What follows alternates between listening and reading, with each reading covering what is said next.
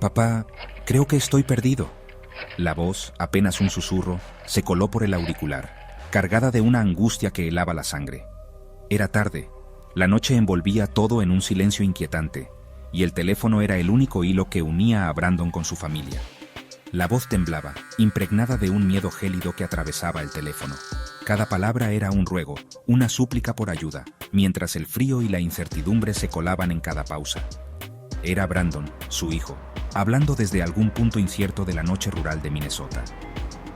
Había salido a celebrar el fin de semestre, pero ahora estaba solo, rodeado de campos y caminos desconocidos, sin saber cómo volver a casa. 40 minutos. 40 minutos duró la agonía de escuchar su voz debatiéndose entre la esperanza y el pánico creciente. El tiempo parecía estirarse, cada segundo pesaba como una losa, mientras su padre intentaba tranquilizarlo y guiarlo. 40 minutos escuchándolo describir caminos desconocidos, su frustración al no reconocer nada. Brandon intentaba orientarse, describía señales, cruces, pero nada coincidía con los mapas ni con la memoria de su padre. La confusión crecía, y la noche parecía cerrarse aún más a su alrededor, hasta que un sonido cortó la comunicación. Un sonido gutural, ahogado. Fue tan repentino como inquietante, como si algo hubiera irrumpido en la calma tensa de la llamada. Un último y aterrador, oh mierda, que resonó como un eco macabro en el silencio del teléfono. Después, solo quedó el vacío, la línea muerta y la desesperación de no saber qué había ocurrido. Esa noche, el 14 de mayo de 2008, Brandon Swanson se desvaneció en la oscuridad, dejando tras de sí un enigma que aún nos hiela la sangre. Su desaparición marcó a una familia y a toda una comunidad, y el misterio sigue vivo, envuelto en la bruma de aquella noche interminable. Brandon, un joven de 19 años, regresaba a casa luego de una celebración con amigos. Era una noche oscura y silenciosa, el aire cargado de misterio y soledad.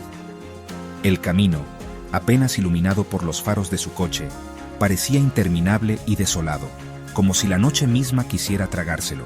Un camino rural, oscuro y desconocido, se convirtió en su trampa. La niebla espesa y la falta de señalización hacían que cada curva fuera un enigma, cada sombra una amenaza. Su coche, un Chevrolet Lumina, terminó fuera del camino, en una zanja.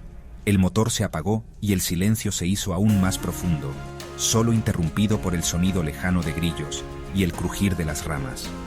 Desorientado y con el corazón acelerado, Brandon llamó a sus padres, buscando ayuda y consuelo en medio de la incertidumbre.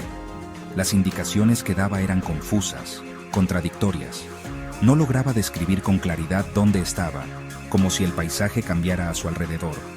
Parecía estar desorientado, dando vueltas en círculos en un laberinto de oscuridad y silencio. Cada intento de ubicarse lo alejaba más de la realidad, atrapado en una pesadilla sin fin. La búsqueda comenzó de inmediato. La preocupación crecía con cada minuto que pasaba, mientras la noche se volvía más fría y densa. Familiares, amigos y policías peinaron la zona durante horas, guiados por la última ubicación de su teléfono. La esperanza y la angustia se mezclaban en cada paso, mientras la vastedad de la noche parecía no tener fin. El coche apareció pronto. Estaba en una zanja, cerca de un campo de maíz. Las luces aún encendidas, como un faro fantasmal en la noche. Pero de Brandon, ni rastro. Los perros de búsqueda, inicialmente esperanzadores, se detuvieron en seco a pocos metros del coche. Era como si la tierra se lo hubiera tragado. No había huellas, no había señales de lucha, no había nada. Solo el silencio sepulcral de la noche y la creciente certeza de que algo terrible había sucedido. Las teorías surgieron como hongos tras la lluvia, brotando en cada rincón de la imaginación colectiva. Cada persona parecía tener su propia versión de los hechos, y las explicaciones se multiplicaban, algunas más racionales, otras rozando lo fantástico. Un accidente, una caída accidental al río Yellow Medicine que cruzaba la zona, era la hipótesis más repetida. El río, con su corriente impredecible y sus aguas profundas, siempre había sido motivo de respeto y temor entre los lugareños. Otros hablaban de desorientación, de una confusión repentina en medio de la noche, o incluso de amnesia. No faltaban quienes sugerían una huida voluntaria, escapando de algo o de alguien, perdiéndose a propósito en la espesura del bosque. Pero, Bueno, ninguna de estas teorías explicaba la falta de evidencias, la desaparición sin rastro alguno. No había huellas claras, ni pertenencias olvidadas, ni señales de lucha. Todo parecía haberse desvanecido en el aire. Y luego estaban los testimonios, relatos que añadían aún más misterio a la noche de la desaparición.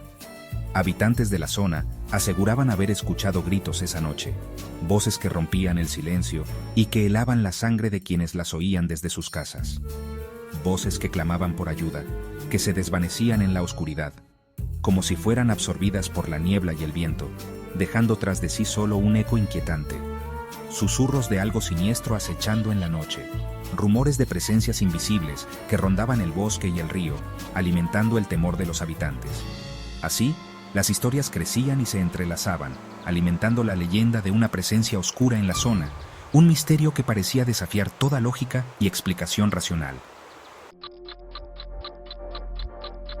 Han pasado años desde aquella noche fatídica. Los padres de Brandon nunca perdieron la esperanza, pero la herida sigue abierta. La incertidumbre es un monstruo que devora por dentro. ¿Qué le sucedió a Brandon Swanson? ¿Un trágico accidente? ¿Un encuentro con lo desconocido? No hay respuestas, solo preguntas que se clavan como espinas en la mente. Y una inquietante reflexión. ¿Y si fueras tú, caminando solo en la oscuridad, quien desaparece sin dejar rastro?